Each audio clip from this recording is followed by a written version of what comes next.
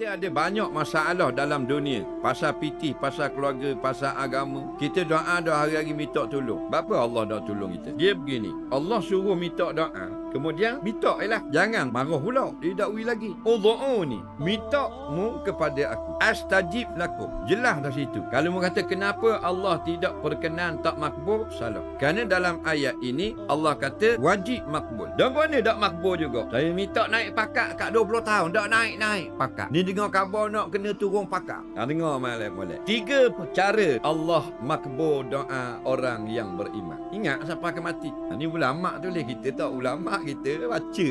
Yang pertama, Allah beri apa yang kita minta dalam qada yang segera. Hak ni banyak berlaku dalam hidup kita. Yang kedua, Allah tak beri sekarang, Allah beri masa akan datang. Sampai ke akhirat pun termasuk. Yakni kadang-kadang kita minta tahun ni, tahun depan baru dapat. Dan ada yang kita minta tahun ni 20 tahun lagi kita dapat. Dan bila kita dapat, kita dah ingat dah bahawa kita pernah minta. Pernah tak?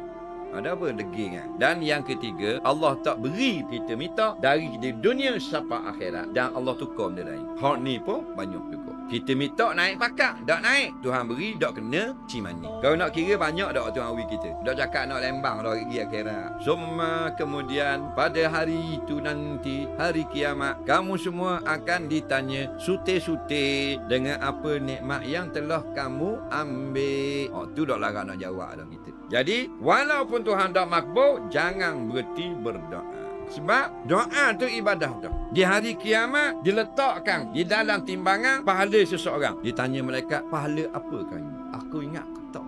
Tak ada. Pahala apa yang banyak ni? Pahala dulu mu berdoa. Makna kita berdoa tu tanda kita iman kita pada Allah dan kita jaga hubungan kita dengan Allah.